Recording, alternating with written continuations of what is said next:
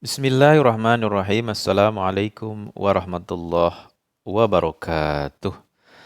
Alhamdulillahirabbil alamin. Puji syukur kehadirat Allah Subhanahu wa taala. Kita berjumpa lagi dalam kajian Ulumul Quran. Ada bab khusus di dalam Ulumul Quran yaitu berkenaan dengan beragam metode tafsir Al-Quran.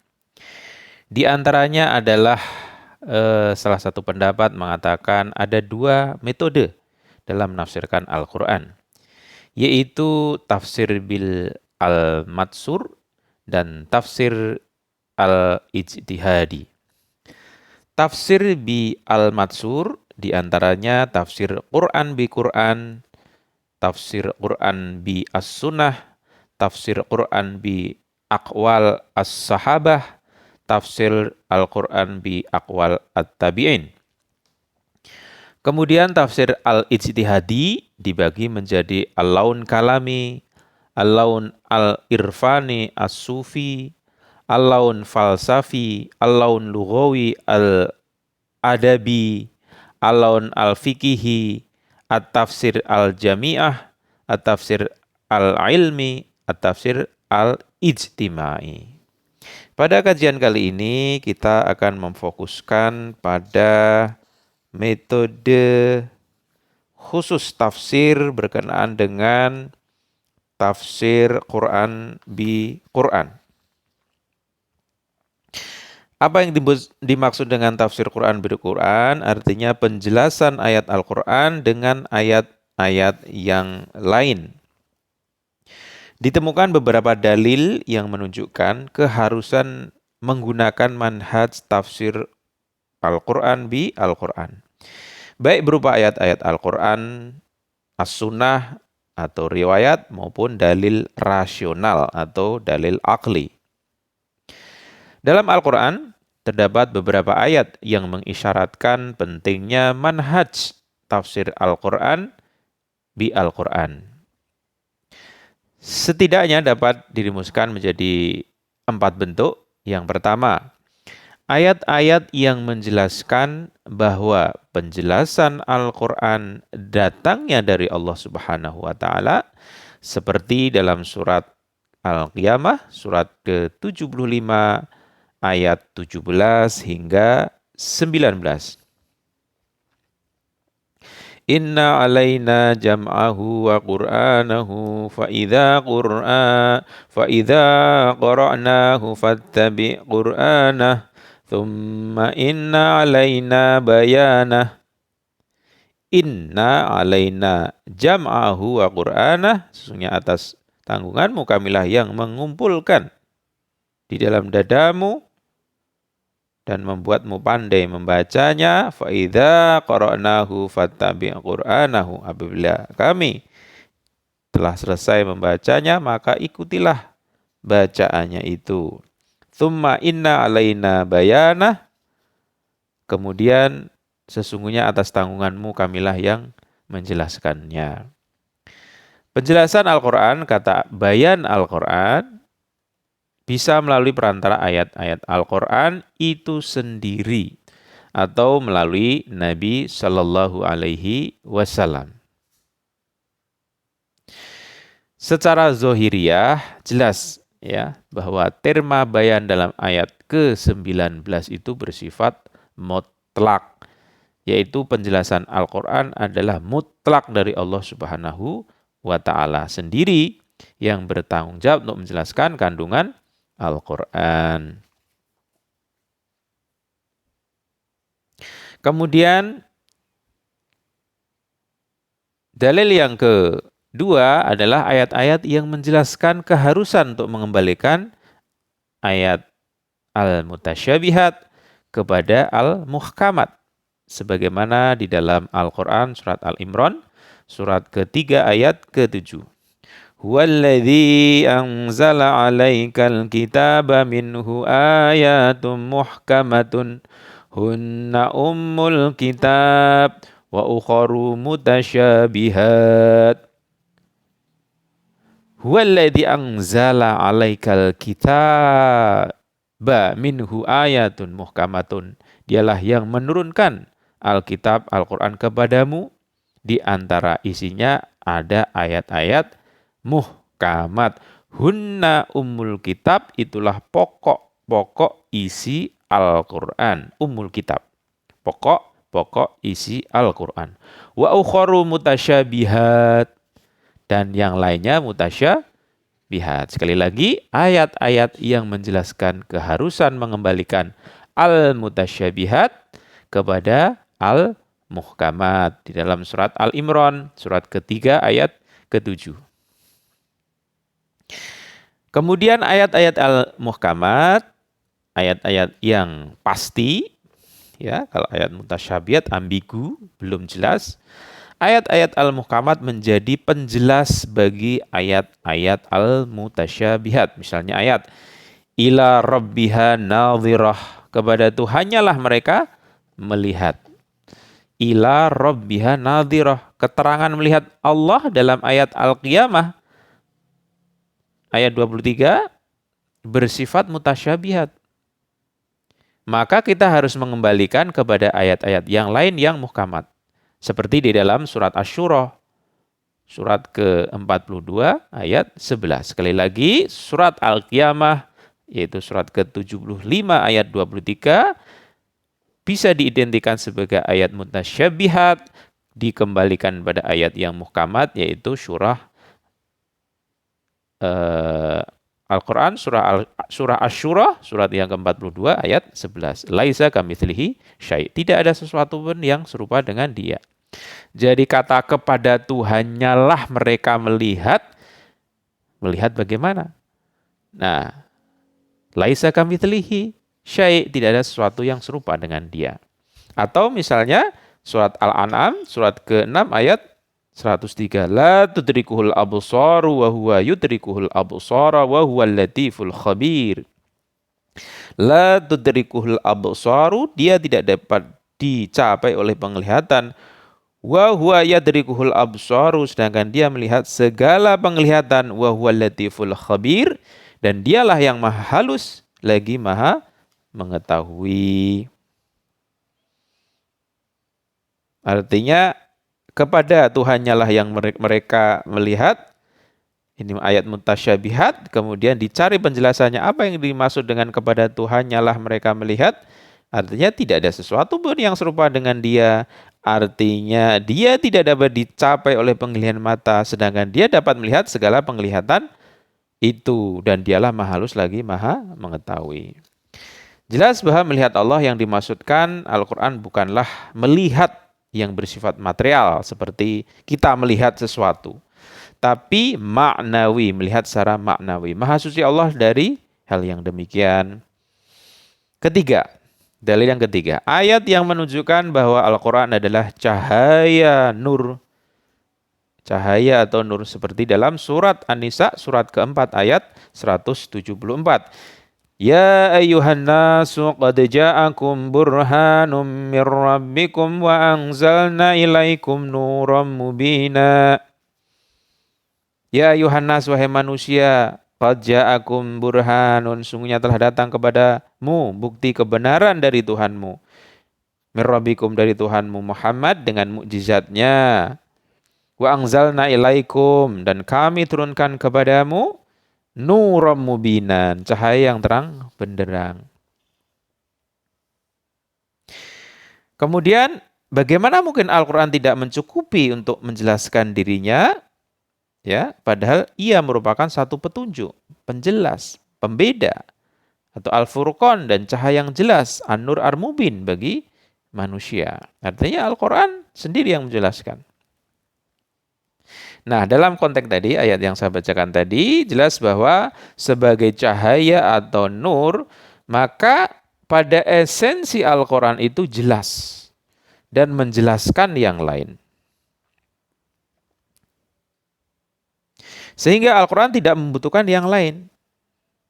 Bisa disimpulkan bahwa yang membutuhkan kepada wawasan yang lain, ya, di luar Al-Quran adalah penerimanya, al-mukhatab, dan si mufassir. Sekali lagi, bisa disimpulkan yang membutuhkan kepada wawasan yang lain di luar Al-Quran adalah penerimanya al-mukhatab dan si musafir. Mufasir. Misalnya ketika Al-Quran dihadapkan kepada penerima. Al-Quran dihadapkan kepada penerima al-mukhatab. Maka akan terjadi perbedaan-perbedaan pemahaman disebabkan perbedaan kemampuan, wawasan ilmiah kita, referensi kita.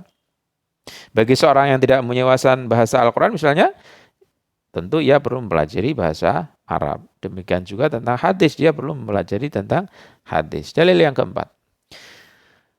Terjadinya pengulangan beberapa ayat dalam Al-Quran, kita menyaksikan beberapa persoalan yang diulang oleh Al-Quran dengan beragam ungkapan dan penulisan. Artinya ini menjadi hujah, menjadi argumentasi Quran bi Quran.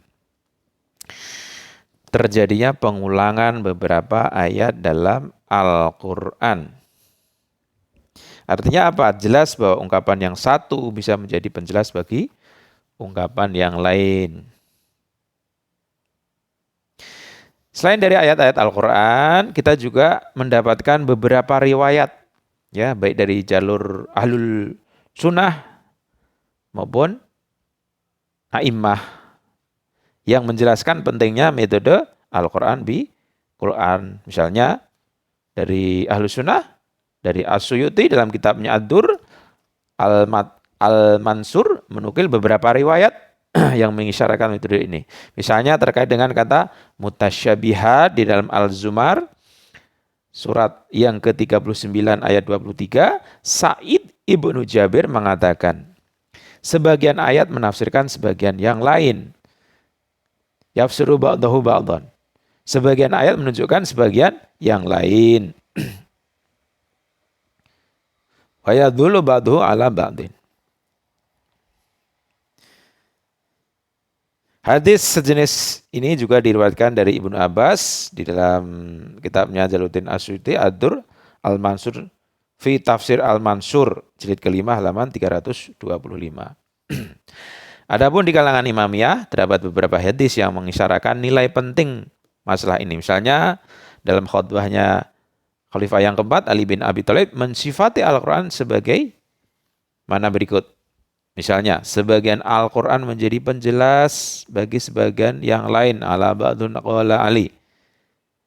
Yantiqu ba'duhu bi ba'din wa yashhadu bi ba'd wa yashhadu bi ghadahu. Sebagian Al-Quran menjadi penjelas bagi sebagian yang lain. Sebagian Al-Quran menjadi saksi sebagian yang lain.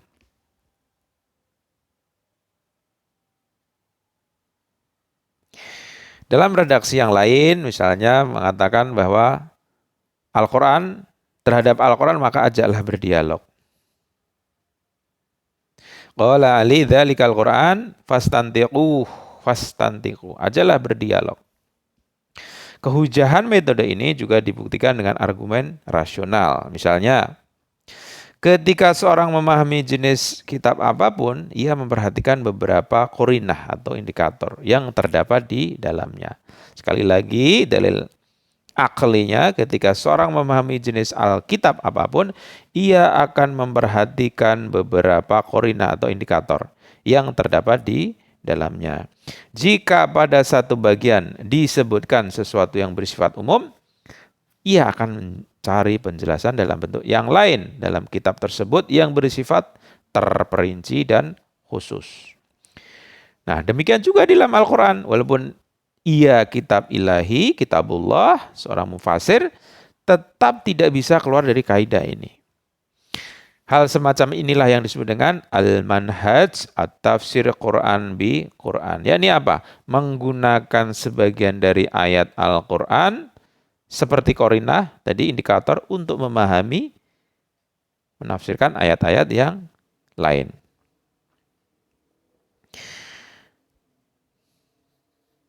Kemudian sekali lagi ya, argumen al-manhaj tafsir Quran bil Quran itu dari Al-Quran sendiri, dari hadis dan dari akal. Jadi ada 3. Allah Subhanahu wa taala menjelaskan kandungan Al-Qur'an tadi, surat Al-Qiyamah ayat 17 sampai 19. Keharusan untuk mengembalikan al-mutasyabih kepada al-muhkamat, surat Al-Imran ayat 7. Al-Qur'an adalah cahaya atau nur, An-Nisa ayat 174. Pengulangan beberapa ayat dalam Al-Qur'an dan dari hadis dari Sa'id bin Ibnu Jabir dan Ali bin Abi Thalib. Kemudian dengan menggunakan dalil rasio. Yakni apa ya? Yakni ya kalau kita menemukan ayat yang umum cari yang khusus. Seperti itu. Kemudian kita masuk pada peran hadis dalam penafsiran Al-Qur'an.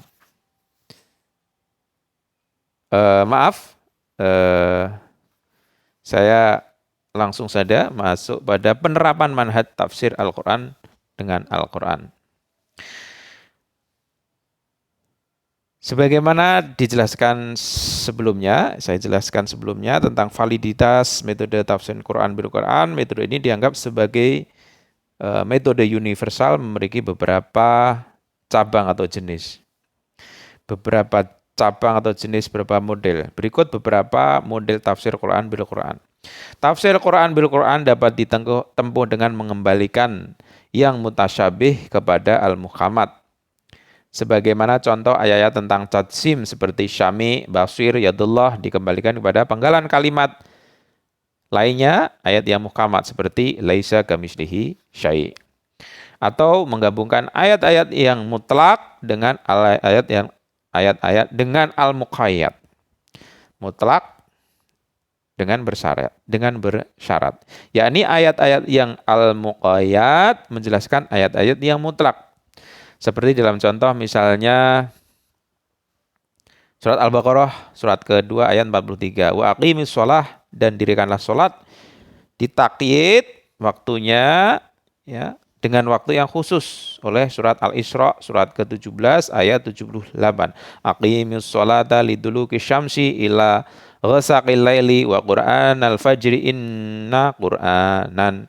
Dirikanlah salat dari sesudah matahari tergelincir hingga gelap malam, dan dirikanlah pula salat subuh.